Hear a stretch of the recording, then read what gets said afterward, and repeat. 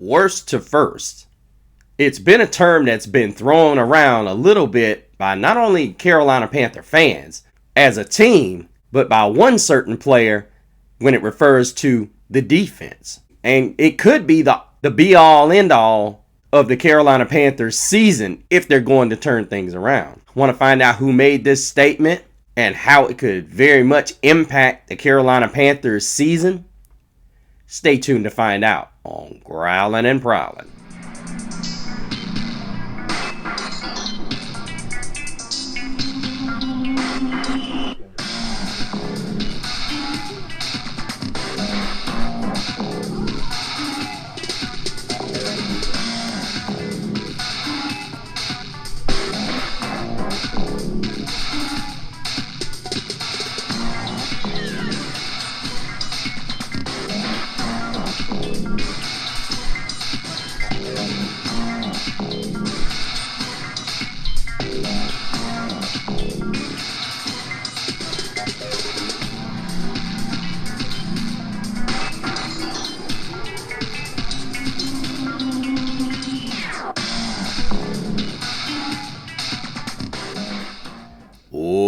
Welcome back, all you growlers.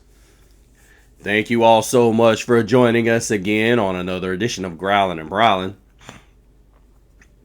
I am the one and only Mr. CeeLo, and I just want to thank you all so much as we've had several more subscribers added to the Growlin' and Prowlin' family. I am so close to getting done with that t-shirt, you guys, and I am going to sport that thing as soon as I get it done. The design is almost complete, and I look to unveil it. And since we are approaching 200 subs, I am going to give away two, since I've never given away the first one for 100. So guys, it is so important.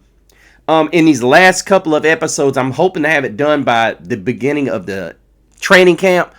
So guys, if you have been a long time subscriber, and guys, I've done a terrible job at keeping up with you guys. I've done a horrible job. I've lost notebooks with you guys in it. But make sure that you start making yourselves known in the comments, not just as a PSA, but just so I can start keeping account yet again for you guys, because I genuinely want to give away these shirts when they're available and whatnot. But that's a piece of housekeeping that's been done. I want to go to the comments. As I said, YouTube does not do a very good job of alerting me of who my subs are, so that's why I said make yourselves known. I've got to pull out my phone. Triz says, this is my first time watching your channel. And I agree that we have a lot of mouths to feed on offense, which is a good problem to have.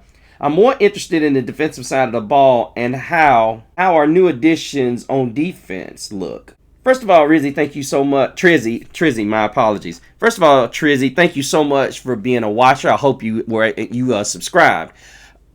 Make sure when you make statements such as this, make sure that you put a happy face by it. The reason being is because it's good constructive criticism, whether it's from me or by the team or about the team, so I can get to those first and make sure I put them down in my notes to read them on the air. No, I totally agree with you, Trizzy. This is a very good point. You hit it on the head. The same thing I said about the mouths to feed. But what I will say is my concern is slowly starting to dissipate because I start to understand what kind of quarterback we have and what kind of offensive minded coach we have. Because if you think about it, there were only one or two mouths that were consistently getting fed in Tampa Bay. And that, of course, was Mike Evans and, of course, Chris Godwin. I think we all can agree that as good as Adam Thielen is, this is probably not going to be a great swan song for him, being that he stated this would probably be his final season as a player. I think this is going to be more of a transitional season for him. I think he'll be in certain instances. But I think this is going to be a season where I think Tetairoa McMillan can come out and win the Rookie of the Year, Offensive Rookie of the Year. And I think Xavier Legette could be on his way to being that superstar that will surpass Chris Godwin. Which leads me to my next point, where David says, David commented on the same show. He said, XL is not even close to Godwin. That's wild. He was leading the league in multiple categories when he went down last year. Okay. Now, David, I will respectfully disagree with you. Good comment. However, let us do a unfair comparison, or yet not relevant comparison. Bruh. What a dumbass. Chris Godwin's rookie season back in 2017. 34 catches, 525 yards, and a score. Xavier Legette, however, 49 grabs, 497 yards, and 4 touchdowns. Bruh. And that's not counting the ones he dropped. Now, I'm not saying Godwin didn't have his fair share of drops, but Legette could have arguably been one of the best wide receivers in this draft class last year. Now, I want to throw a comparison out there to a lot of people. A lot of people are going to say Mingo. 43 grabs, 415 yards, no scores. Now, a lot of people are going to say good riddance. And a lot of them have podcasts. And I'm going to challenge all of you. Run.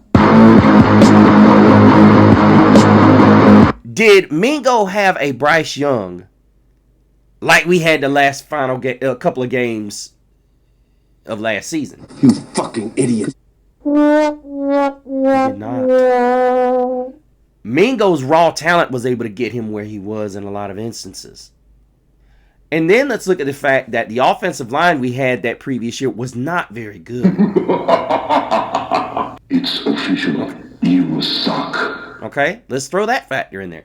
And then let's not even neglect to mention Frank Wright was just terrible. Bruh. There's no way around it. He put a good staff around him, but Frank Wright limited his own coaching staff. You had Thomas Brown, who was a guy who sat around and watched. And Frank Wright was of this old school mentality, and Bryce Young was not the quarterback for him. You heard me say this many times. The only mistake I can say David Tepper made was hiring a coach that was not on board with the quarterback he foresaw as the future franchise QB. Now, I'm not going to do what Julian Council is saying that this guy still has one more year to prove himself. I'm not going to go on board and say what Dennis Cox and Chris Lee say. He's still got to come out and do his thing. I agree with all those things. But I'm going to go ahead and I'm going to say he is our franchise quarterback. You're going to hear me be the first one to say it. I can go down. All of you out there watching, go ahead and say he is. I'm going to lock it in. He's our guy. A lot of you are going to say I need to see more. And there's a lot of you that are making reference to the CJ Stroud thing. I'm going to go ahead and I'm going to kill that narrative right now. Houston is failing CJ Stroud. And I'm going to tell you why. The same thing that gave them success the first 2 years is now destroying them. And that would be DeMeco Ryans. He wants so badly to make sure that defense is top notch. He's trying to do that balancing act of improving the defense, improving the offense. Listen, I've heard a lot of analysts say, oh, well, you got to do something on both sides of the ball. Well, but you also have to pick your spots. You have to know where you're going to get these spots at. Like, Dan Morgan did a really good job of doing this. He did a phenomenal job of doing this. The only thing I'm disappointed in is that we did take Teteroa McMillan, and honestly, when Nick Emanrory went in the middle of the second, well, I guess you could say early middle of the second round. And I think Nick Scorton and Prince Umanyamilan are going to be great edge rushers. The only disappointing thing I saw about that was that we still have a spot. And a lot of people are talking highly of Lathan Ransom.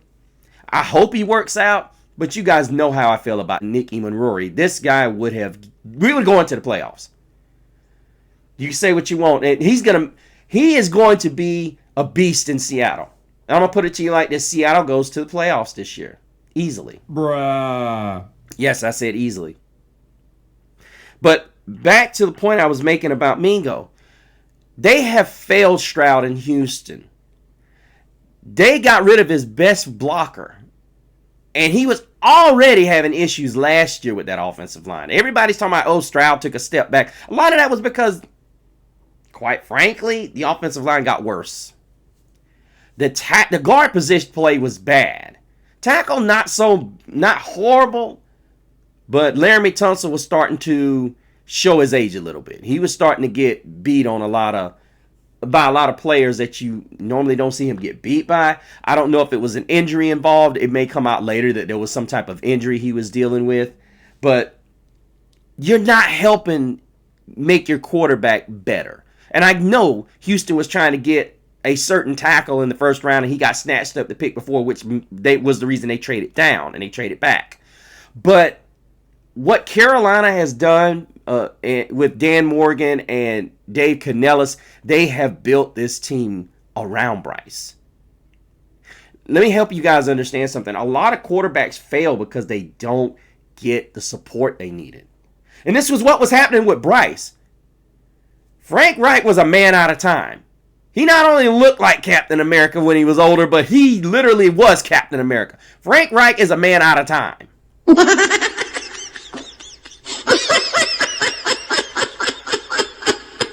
He does not know this game like that, and he definitely does not know what quarterbacks need to reinforce their potential. Now we're starting to see it.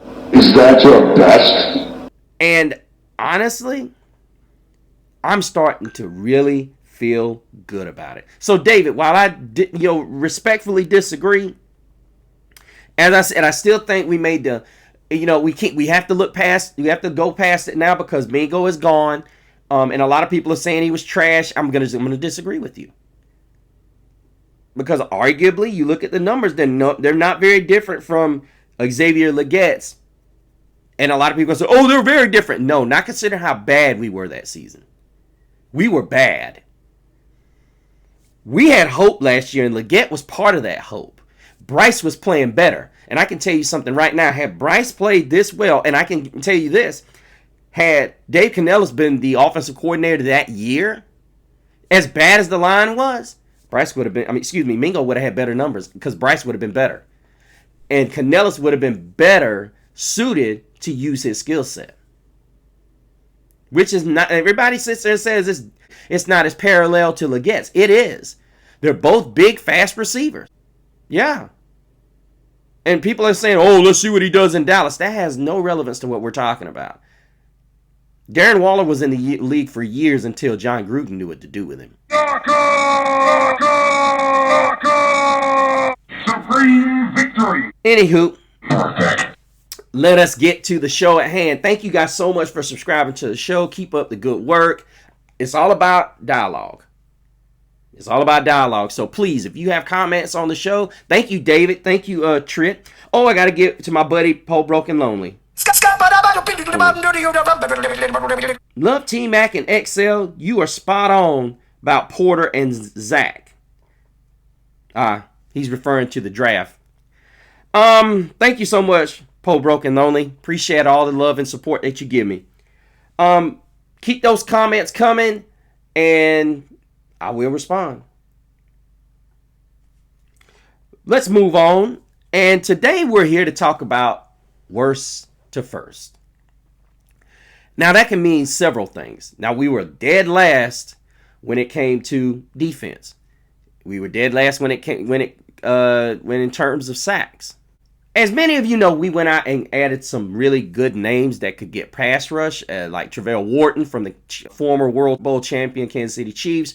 We went out and got Pat Jones, who is part of that Brian Flores just blow you up type of defense in Minnesota. That's been very successful. Now, it's kind of cliche for a new guy to walk in and just really start laying out bold statements and bold predictions. But he was quoted, I think it was about a week ago, saying that the Panthers could go from worst to first on defense. Now, a lot of times what people will tend to do is they will ignore it. And what they'll tend to do is they'll make light of what they say. But I am listening to this statement, and I'm thinking to myself, okay, let's see. We've got Travell Wharton. We drafted Cam Jackson, and I don't care what people say. You know what? This guy's over 330 pounds. All we need is 15 plays from him. And they can be run plays. We get Pat Jones. We still have Josie Jewell. We've got Princely Umanyamilan. We drafted Nick Scorton. I mean, DJ Wanham is still here. You've got Ashawn Robinson, who led the team in sacks last year. And believe it or not, that's not what I'm concerned with. I'm looking at Derrick Brown's return. As I said, I'm looking at Cam Jackson, who can be a guy who slows down the run. I'm looking at Shy Tuttle, a guy who can clog up the middle. And just honestly, ladies and gentlemen, with the signing of Trevon Moehrig, as well as either Nick Scott, which I'm not a big fan of, as well as Damari Richardson, who played exceptionally well in considering the circumstances which he was put in. And then, of course, you got Lathan Ransom. I think when I heard Coach Avero's press conference and read about it, he was a guy that was taking accountability. And I'm really tired of hearing people in Panther Nation blaming just him. As I said before, if you're in a Grand Prix race, you don't go to a Grand Prix race with an old school box Chevy. You just don't do that. You have to have the right tools.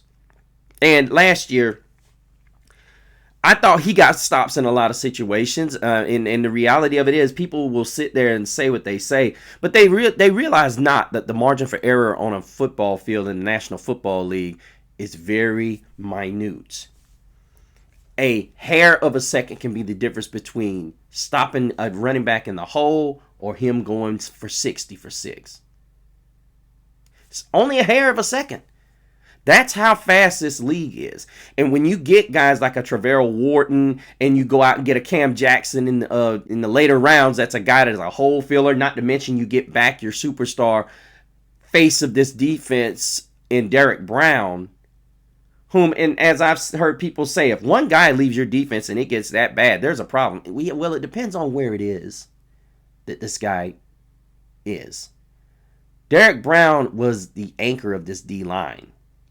A'Shawn Robinson still had, I think it was 5.5 sacks last season without Derrick Brown. It's official. You suck. Then you add two mammoth edge guys in Nick Scorton and Princely Umanmielen. We've already heard Princely say to Dan Morgan and Dave Canellis he's going to have to break our pockets in a couple years.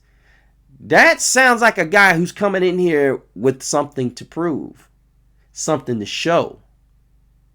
And the reality of it is, yes, talk is cheap, but we've already got 3 big pieces in our secondary. Now, many of you may think Mike Jackson's just an ordinary guy. Mike Jackson is a really good corner. A really good corner. And this is why I was kind of on the idea that we should have gotten Za Frazier in those later rounds instead of a running back. You can get a running back in free agency. You could have gotten another running back in free agency, which is what I did not understand. You don't get it, do you? Why don't you explain it to me? I will always say I didn't understand why they made that selection. Brashard Smith was the guy that I wanted. He was faster, and he brought a different dynamic.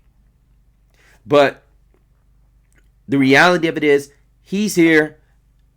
We do have a secondary that, in my opinion, with Shaw Smith Wade in his second season now, slotted in that position. And the reality of it is, Mike Jackson is a big physical corner. He makes things difficult. He's got 2 years left. And needless to say, J.C. Horn, if he stays healthy, we already know what he brings to the party. It's realistic if Ichiro Vero gets back to that form that he had a couple of years ago when we had Frankie Louvu and Jeremy Chin and Brian Burns. It could go to first. I mean, we were flirting right there with those guys on the football team, and Brian Burns was only doing so much. But here's the other thing. We also did not have Hassan Reddick on the other side of him as well. Now, many of you are going to wonder, why did I bring up Hassan Reddick? Well, the reality of it is, since he walked, we really had very few candidates that could complement Brian Burns. I mean, we've tried it with DJ Johnson. We tried it with, we've tried to replace Brian Burns, realistically. And the only candidates that we really came up with was Jadeveon Clowney. And this is no disrespect to Clowney. It's the fact that Clowney's never been a pure pass rusher. He's always been a guy that stops the run type of edge rusher. Kind of like what Edo Gross Matos was. But he slowly started to develop into a pass rusher. In the really last season, he was here in Charlotte, and he became much more acclimated to that role in San Francisco. So we want to wish him the best. I really wish we would have re-signed him. But looking at the selection of Princely Emmanuel as well as Nick Scorton, I'm excited. I think this defense could not only come out of the cellar, but to Pat Jones's point, you're talking about the rotation. You're talking about Pat Jones. You're talking about, with Jadeveon Clowney being cut, it's not a crowded room anymore. It's like, who's going to play this position? Who's going to do this? Who's going to do that? Now it's settled. You've got Wanham. You've got Jones. You've got Emmanuel. You've got Scorton. You might even throw DJ Johnson in there, and you've got to throw Amari Barno back in there. My guy, who got a sack last season, dealing with injuries, and I'm telling you, in his final season, I'm telling you, with the number of guys that we got out here on this edge, tackles are going to be wore out trying to deal with these guys. If they can stay healthy, I love what Dan Morgan has done. Listen, Panther Nation, ignore CBS, ignore ESPN, ignore ABC, ignore them all. Ignore them. Because right now, we're flying under the radar. Listen, we don't need to sit here and be like Panthers playbook. They're whining and complaining, oh, we don't have any primetime games because we got to go out there and show them. I don't care if we get primetime. Panther Nation, every time we've gotten to the Super Bowl, what did we do? Just like a Panther does. We crept under the radar. Before they knew it, let's look at the 2015 season. The only reason we didn't creep up on nobody because we ended up 7-0 before anybody realized it. That was when every microscope was on us. Let's look at 2004. Cardiac Cats. We crept up on everybody. We were that good, but we crept up on everybody. And guys, this is what we got to realize. That's what a Panther does. It sneaks up. It's a hunter. Let's be okay with everybody being talked about. Now, I will tell you this. If we knock off Buffalo, the secret's going to be out. Ain't going to be no secret after that. But realistically, Pat Jones is actually talking some truth. This defense could very well go from worst to first. First in sacks, first in takeaways. And we could very well be first in time of possession the way this offensive line is coming together. And Bryce Young is coming together. But that's for another show. Because, guys, I'm listening to y'all. Y'all are watching Bryce at practice. And y'all are getting so caught up in this passing game. Let's not forget Chuba was over 1,000 yards. And easily one of the best running backs in the league last year. Not to mention, we now have a guy who hurt us last season for almost 200 yards rushing in Rico Dowdle. We've got a dangerous 1-2 punch. As much as we want to have a run and gun type offense, let's stay true to what we always have been. Keep pounding. That's going to do it for me on this episode of Growling and Prowling. Be sure you go to my Instagram at Mr. CeeLo and find out what shenanigans I'm caught up in. Also, make sure you go to Facebook as well and join the group under the same name, Growling and Prowling, as well as joining the Facebook page of the same name, Growling and Prowling.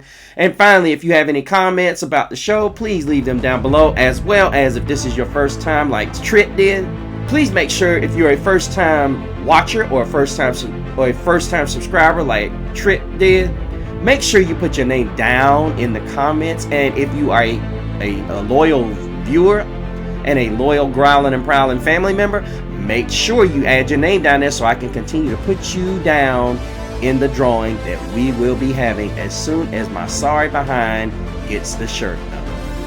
Hope you all are doing well.